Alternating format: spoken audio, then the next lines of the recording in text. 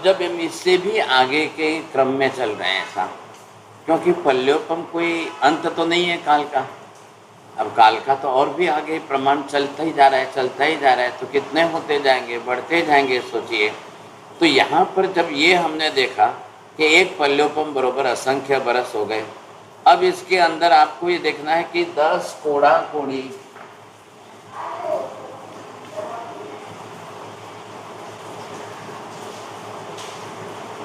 ये जो है प्रमाण, अब आप आगे देखिए समझे, तो 10 कोड़ा कोड़ी पल्योपम,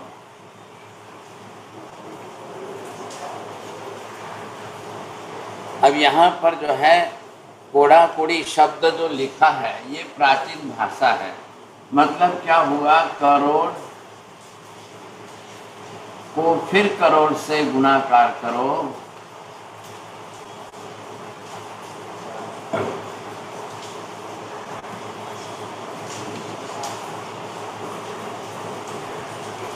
हाँ जी, समझ में आ रही है बात। तो यहाँ पर इस शब्दों का जो प्रयोग किया गया है, अब उससे हमको ये ख्याल आएगा भाई 1 करोड़ को 1 करोड़ से गुणाकार किया तो 1 कोड़ा कोड़ी है, ये प्रमाण बढ़ता जाएगा। तो अब आपके लिए क्या, 10 करोड़ का 10 करोड़ से गुणाकार करिए, तो ये स्वाभाविक है कि आप 10 करोड़ का 10 करोड़ से गुणाकार करेंगे तो 100 कोड़ा कोड़ी आ जाए, 100 करोड़ बरस बैठ जाएंगे। तो ये मैंने लिखा है 10 कोड़ा कोड़ी पल्योपम, जब एक पल्योपम तो हो गया साहब, अब ऐसे 10 कोड़ा कोड़ी पल्योपम आप करते जाइए, अब उसके हिसाब से प्रमाण गिनेंगे तब आएगा।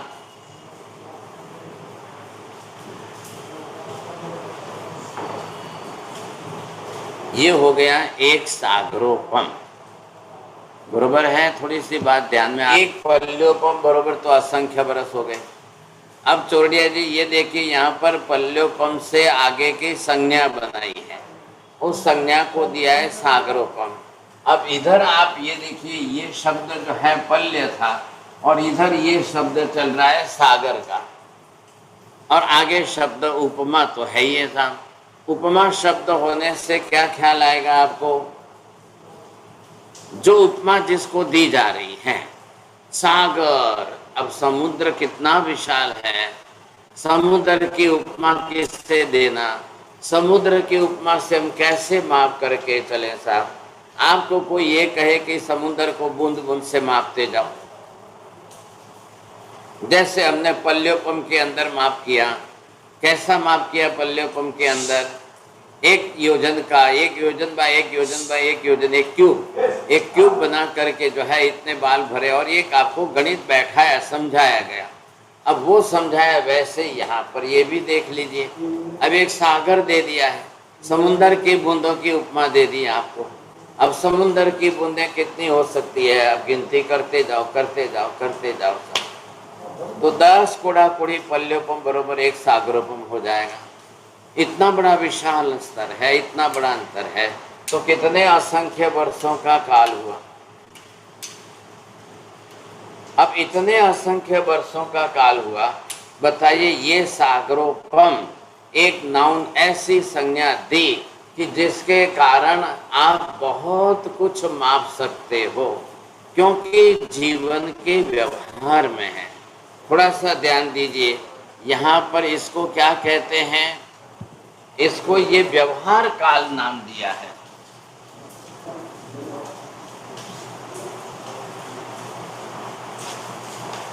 जिस काल का व्यवहार होता है, जिस काल से व्यवहार चलता है, ख्याल है कि नहीं, इसलिए उसको व्यवहार काल की संज्ञा दी गई है। पल्योपम के नाम से व्यवहार चल रहा है, सागरोपम के नाम से व्यवहार चल रहा है, तो उस हिसाब से ये संज्ञा देने से जो है ख्याल आ सकता है कि भाई किसका किसका व्यवहार किसका किसके साथ चल रहा है। वो पल्योपम का आएगा तब बोलेंगे कि भाई पल्योपम का गिनो। कोई लोग पल्योपम प्रमाण में आयुष्य बांधते हैं तो उनका उससे व्यवहार होगा, कोई सागरोपम प्रमाण का काल बांधते आयुष्य बांधते तो उससे व्यवहार होगा। व्यवहार तो चलना चाहिए ना, तो जगत के अंदर जिस जिसका व्यवहार चल रहा है साहब, 2.5 द्वीप के अंदर व्यवहार काल चल रहा है। व्यवहार काल किसके व्यवहार से चल रहा है? ज्योतिषी मंडल के देवताओं के कारण। ज्योतिषी मंडल में कौन? सूर्य आदि मुख्य जो है, और उसकी गति के कारण जो व्यवहार काल हमने उपस्थित किया है, अब उसको हम गिनती करते जा रहे हैं। अभी भी हमारा व्यवहार ही चल रहा है, समझे। ये कौन सा बरस चल रहा है? ईस्वी सन कौन सा है? वीर संवत कौन सा है? विक्रम संवत कौन सा है? व्यवहार काल चल रहा है। अभी महीने कितने हुए, बरस कितने हुए, ये दिन कौन सा है, ये सारी बातें जो भी आएगी सब व्यवहार काल के अंदर आने वाली है। चलिए आज महाविद्य में चले जाओ, 5 महाविद्य में चले जाओ, वहाँ भी कालिक व्यवहार चल रहा है। भाई सिमंदर स्वामी का जन्म कब हुआ? सिमंदर स्वामी का च्यवन कब हुआ? सिमंदर स्वामी को केवल ज्ञान कब हुआ? सिमंदर स्वामी का आयुष्य कितना है?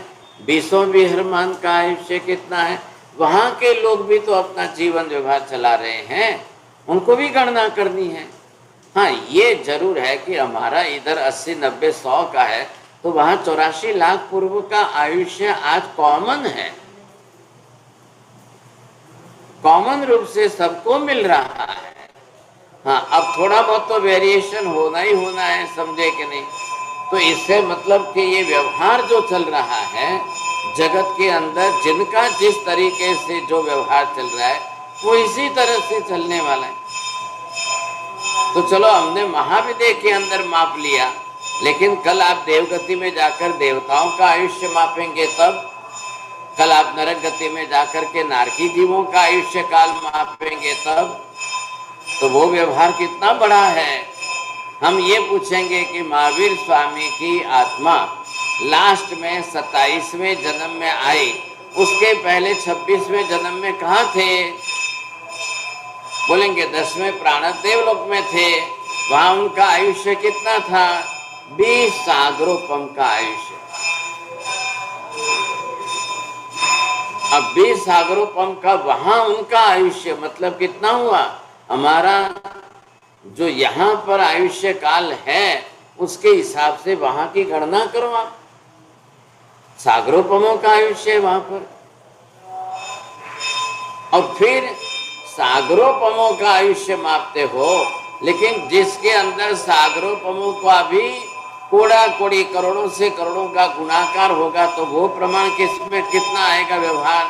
भाई आराम के अंदर आएगा, पहला आ रहा, दूसरा आ रहा, तीसरा आ रहा, चौथा आ रहा, तो वहां बोलेंगे आप 4 कोड़ा कोड़ी सागरोपम, 3 कोड़ा कोड़ी सागरोपम, 2 कोड़ा कोड़ी सागरोपम, 1 कोड़ा कोड़ी सागरोपम। ये उस काल के अंदर संज्ञाएं, नाउन्स जो है वो सेट की गई, क्योंकि इतना लंबा काल है, इतना दीर्घ काल है, अब उसका माप प्रमाण कैसे बैठाना? माप प्रमाण आखिर बैठाना तो बैठाना है, क्योंकि व्यवहार करना है, उसके बिना व्यवहार नहीं होगा। तो वो सारा व्यवहार चलाना है, मुख्य बात ये है, उस हिसाब से व्यवहार करना पड़ेगा। इसलिए सारी व्यवस्था जो है सागरोपमों में जा रही है। तो ये हमको यहाँ पर सारा व्यवहार करते समय किसमें क्या व्यवहार हो रहा है, किसका व्यवहार किसमें हो रहा है, ये सारा माप गणित जो है वो हमको दिखाया जा रहा है। तो यहाँ ये कोड़ा कोड़ी सागरोपम की बात आ गई। अब इतना लंबा काल चल रहा है, सोचिए इसमें। बस अब आप ध्यान रखिए, ये काल की संज्ञा यहाँ समाप्त होती है। अब इसके बाद में इनका ही परस्पर गुणाकार होगा, वो फिर हम नेक्स्ट ईयर समझेंगे, हाई लेवल की बात है। ख्याल है कितने प्रकार के सागरोपम, कितने प्रकार के पल्योपम, कितने प्रकार के कैसे ब्रह्म, वो सारा गणित जो है वो बहुत कुछ लंबा है, बहुत गणित है। लेकिन अब ये सारी बातें गणित के अंदर समझने के लिए उपमा दे करके कैलकुलेशन किया जाता है, दूसरा कोई विकल्प नहीं, क्योंकि एक निश्चित फिगर पॉसिबल नहीं है ना, इसलिए असंख्य कहना ही पड़ रहा है, उसके सिवाय विकल्प नहीं है। अब जहां तक संख्यात थे तो वो आपको बता दिया शीर्ष प्रहेलिका, वहां तक आपको संख्या बताई थी। और बहुत स्टार्टिंग हमने किया समझे 84 लाख पूर्व से, पूर्व लिया फिर पूर्वांग लिया, तब आपको भी मालूम होगा समझे कि तो 84 लाख पूर्वांग मतलब एक पूर्व हुआ, और फिर ऐसे पूर्वांग को पूर्वांग से गुणाकार करेंगे तब एक पूर्व आएगा। तो एक पूर्व मतलब कितनी हुई संख्या? 14 डिजिट की संख्या है। अब 14 डिजिट की संख्या में आप ये लिख सकते हो उसके अंदर 70,56,000 करोड़ वर्ष बरोबर एक पूर्व होता है। चोरडिया जी लिखिए आप ये अंक संख्या जो है, अब आप देखिए, आप लिखेंगे तो आपको ख्याल आ जाएगा। 70,56,000 करोड़ वर्ष। अब आप देखो, आप लिखोगे तो आपको कितने डिजिट होते हैं? तो वो 70,56,000 वर्ष जो है ना, ये काल हो गया एक पूर्व का, एक पूर्व का हो गया। हाँ जी, एक पूर्व। अब उसके बाद फिर गुणाकार करो, 2 पूर्व, 5 पूर्व, 10 पूर्व, फिर आप बोलिए सब 84 पूर्व। 84 पूर्व के बाद आप बोलेंगे समझे कि नहीं 84 लाख पूर्व।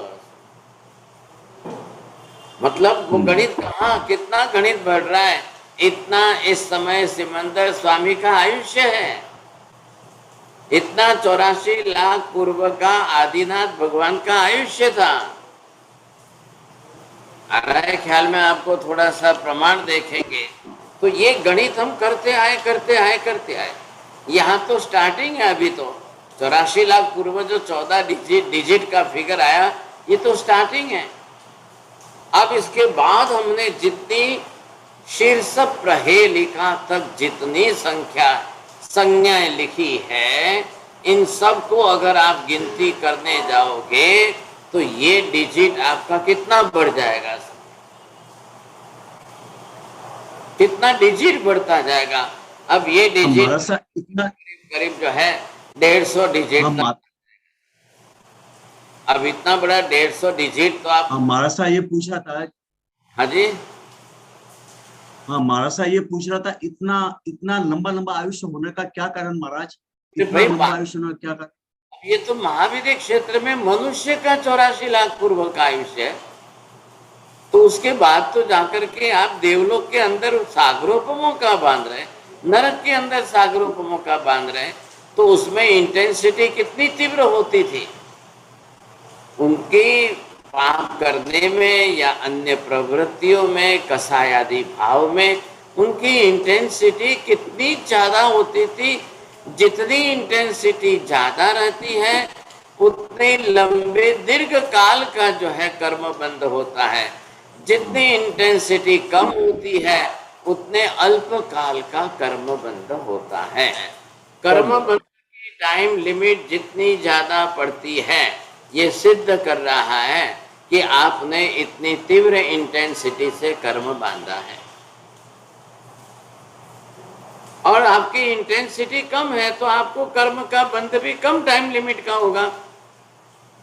आपने बैंक से 10 लाख रुपए लिए और आपने बोला मैं 10 साल के लिए लेता हूं, दूसरे वाले ने 10 लाख रुपए लिए, वो बोलता मैं 1 ही साल के लिए लेता हूं,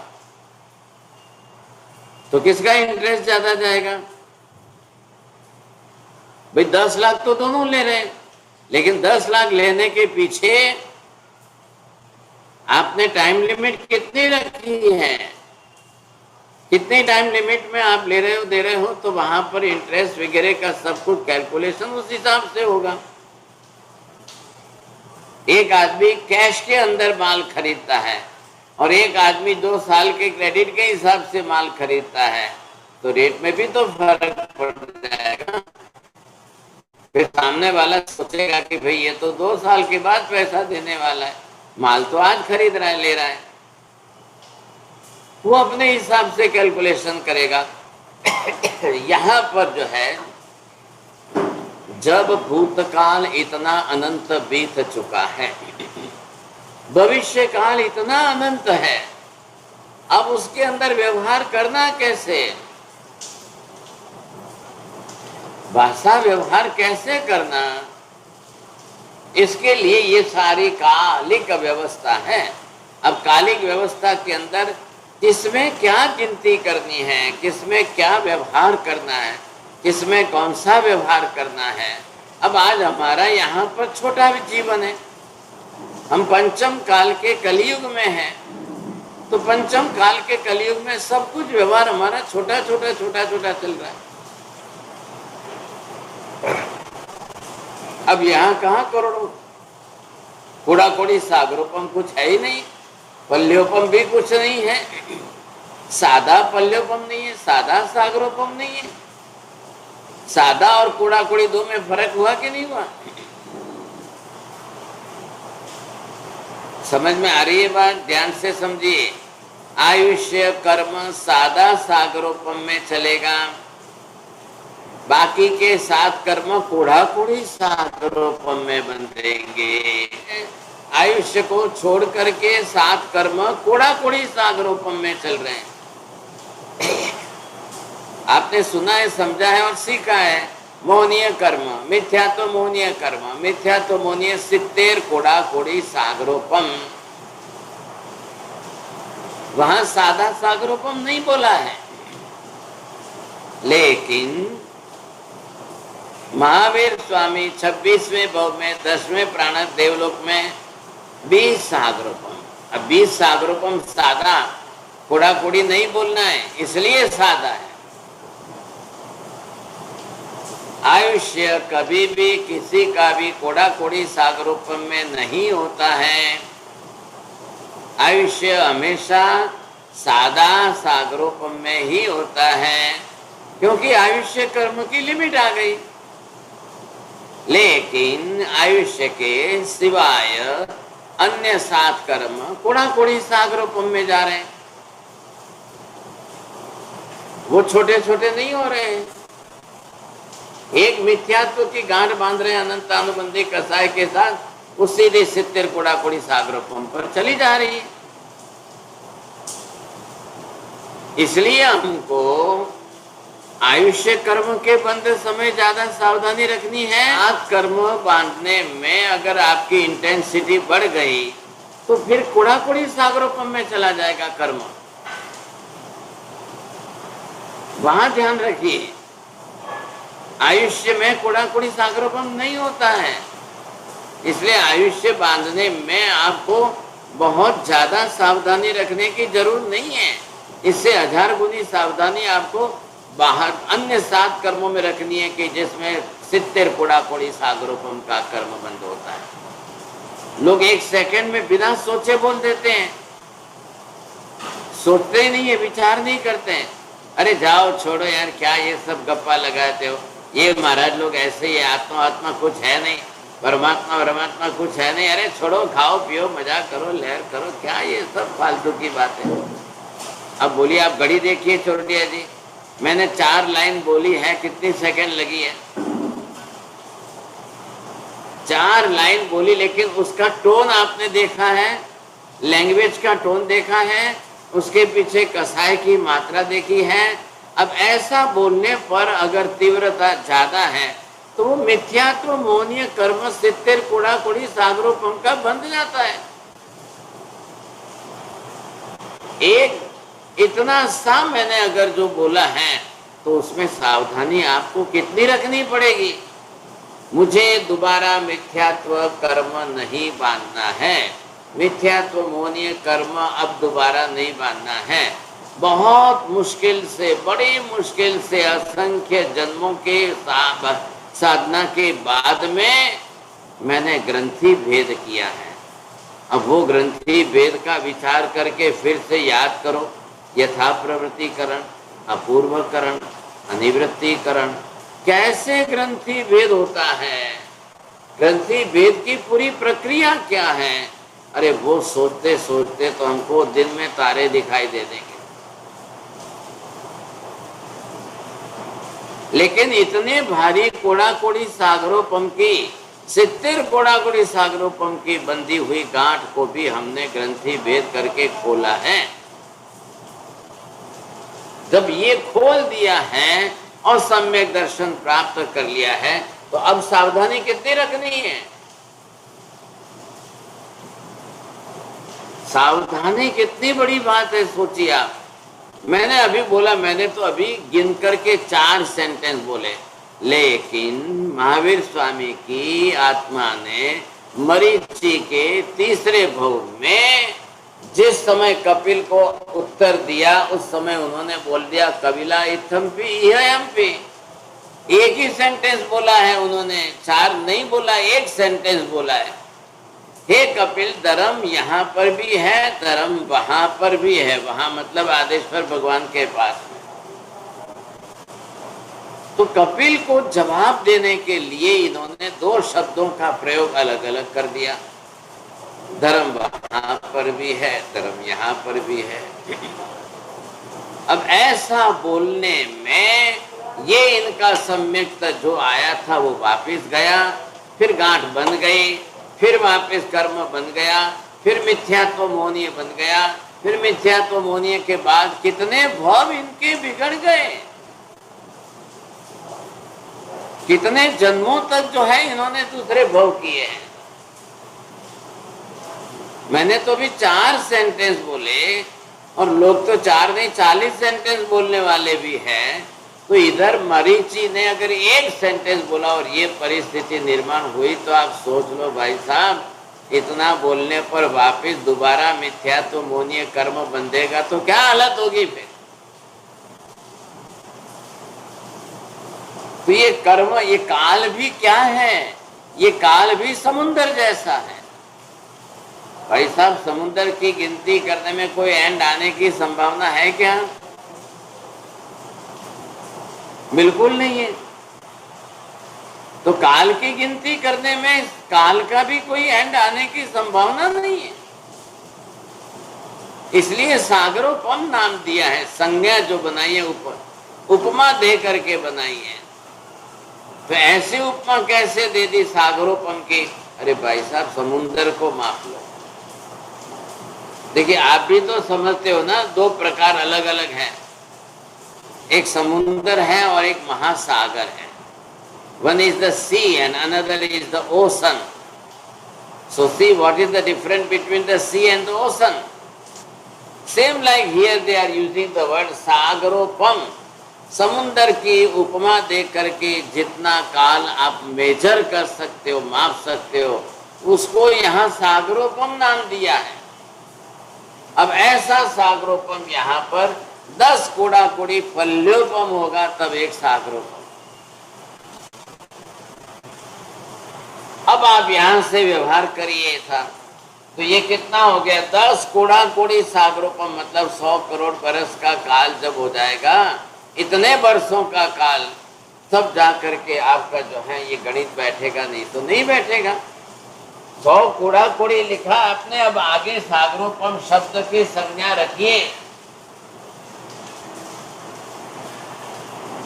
नहीं तो खाली 100 करोड़ बरस गिन लोगे तो क्या हिसाब ही नहीं होगा। फिर तो खाली 100 करोड़ बरस नहीं, 100 करोड़ सागरोपम, तो 10 कोड़ा कोड़ी सागरोपम।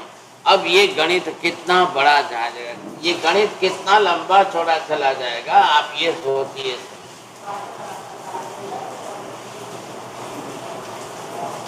अब मैंने आपको थोड़ा सा पहले समझाया, तब वो अगर आपको ख्याल है कि नहीं ख्याल है। काल जो है,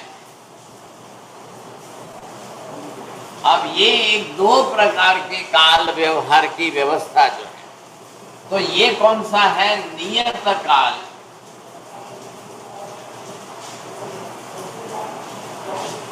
आप जिसको ये कहते हो नियति वाला काल।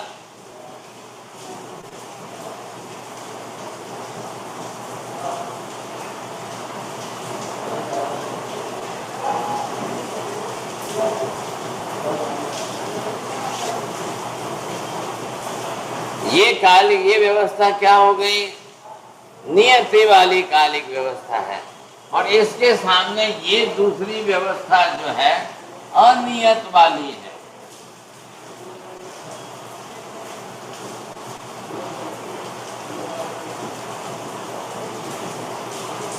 क्या आ गया ख्याल में? नियति जो है which is called as the destiny,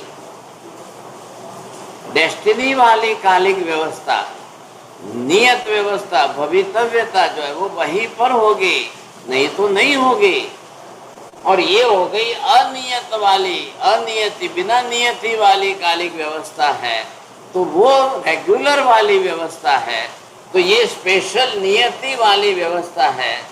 आपको बरोबर बात समझ में आ रही है? अंसा बहन बोलो, शू ख्याल आयो?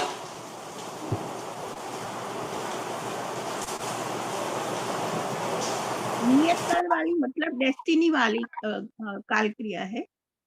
देखो नियत- डेस्टिनी, इसको हमने पहले भी स्टार्टिंग में बात की थी, what type of the destiny is according to that destiny, भवितव्यता, उसकी नियति किसके साथ कहाँ है, अब वो आपको समझनी पड़ेगी, समझे कि नहीं? तो उसके लिए आपको मैंने बहुत पहले कहा था, लेकिन किसको ध्यान में है किसको नहीं है था। तो ये जो है व्यवस्था कहाँ पर है? ये व्यवस्था चल रही है महाविदेह में।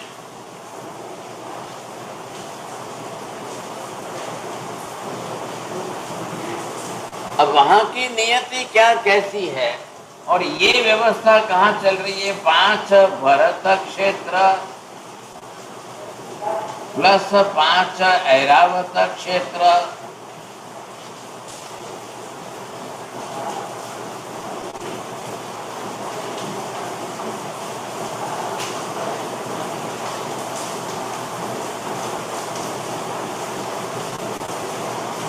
अब 5 भरत 5 ऐरावत के 10 क्षेत्रों के अंदर उत्सर्पिणी अवसर्पिणी, हाँ पर ये मैंने क्या निशानी दी है? काल बदलता नहीं हमारा। महाविदेह क्षेत्र में उत्सर्पिणी नहीं है, अवसर्पिणी नहीं है, काल चक्र की व्यवस्था नहीं है। नहीं, काल वहाँ चक्र क्या है? रेगुलर काल की व्यवस्था है। रेगुलर काल मतलब क्या है? दिन रात का समय। अरे ख्याल में दिन रात होते रहते हैं, बरस होते रहते हैं, महीने बदलते रहेंगे, वो बरोबर चलते रहेंगे। नियति किस बात की है? ये उत्सर्पिणी है, ये अवसर्पिणी है। इसके साथ साथ में ये 6 + 6 12 आ रहा है।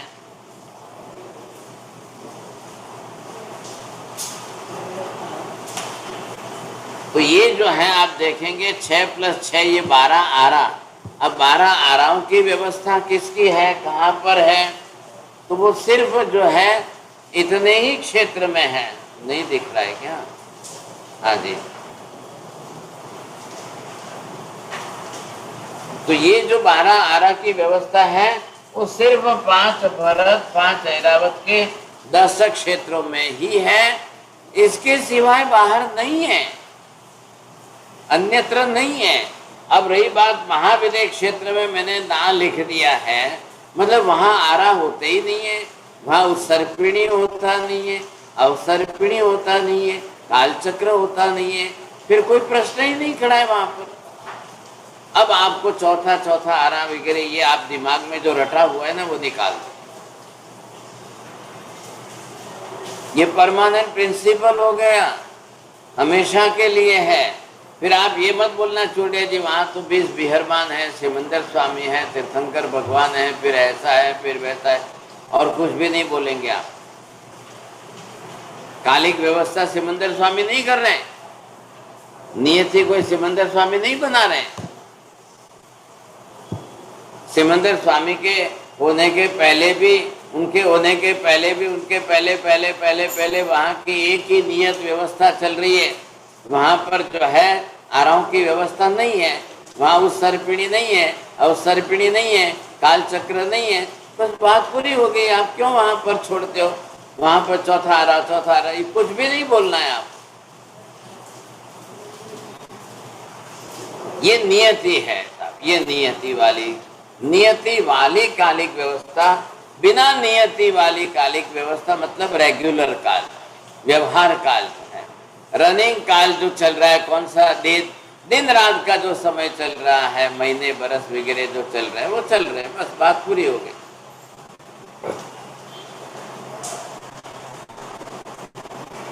अब वह दूसरी व्यवस्था नहीं बैठानी है आपको, हमारे बैठाने से कोई नहीं हो रही है। हमने यहाँ पर महावीर स्वामी ने कोई भरत क्षेत्र में, ऐरावत क्षेत्र में व्यवस्था की है? नहीं की है। जैन धर्म का मूल सिद्धांत क्या है? तीर्थंकर भगवान जो है वो सर्जनहार नहीं है, वो व्यवस्थापक नहीं है, वो संचालक नहीं है, वो संहारक नहीं है। पहले ये दिमाग में बैठाओ। हमारे सम्यक दर्शन का, श्रद्धा का जो मूल केंद्र है वो ये शब्द है। दुनिया के और धर्म, अन्य धर्म वो क्या मानते हैं वो जाने। उन्होंने सब वहां पर बताया है कि भाई सब कुछ ईश्वर की व्यवस्था है, सब कुछ। जब इसको था ही नहीं तब जाकर के सर्जन किया है, शून्य में से सर्जन किया है ब्रह्मा जी ने। और उनके सर्जन करने के बाद भी विष्णु रूप में वो संचालन कर रहे हैं। और विष्णु रूप में संचालन करने के बाद शंकर जी के, महादेव के रूप में जब आएंगे तब प्रलय कर देंगे। उनकी व्यवस्था है, ध्यान रखिए।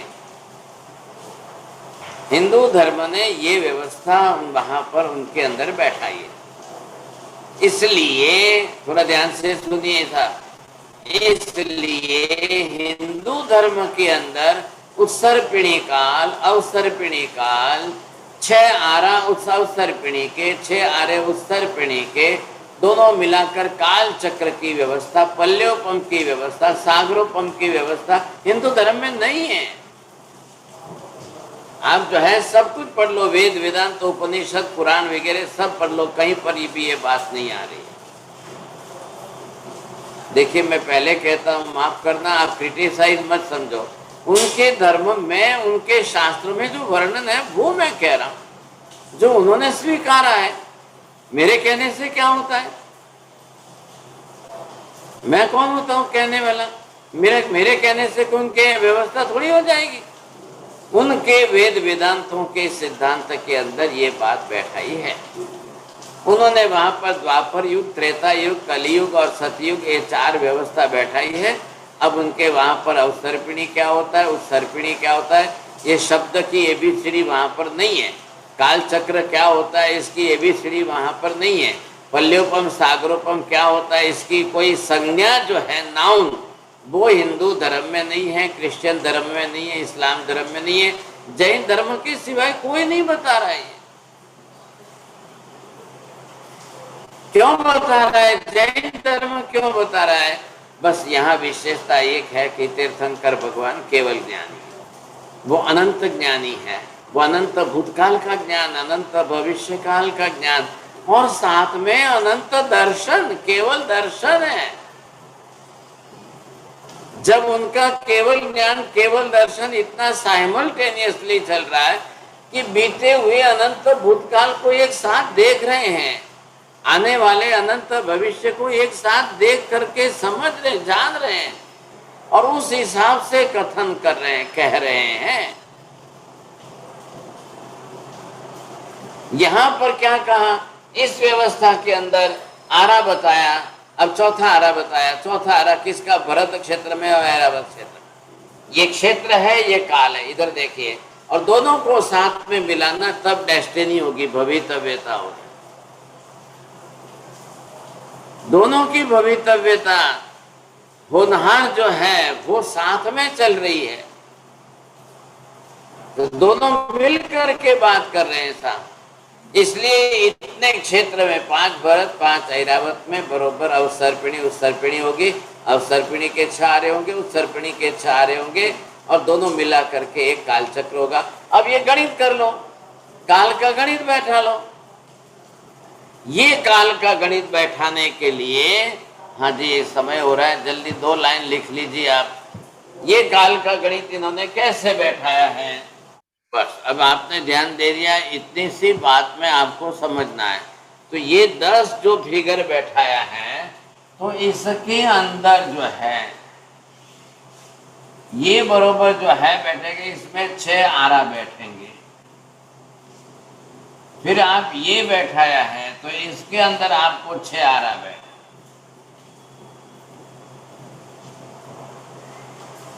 तो 6 आरा हो गए अलग अलग, लेकिन काल उतना ही है, ध्यान रखिए। बरोबर समझ में आ गई बात?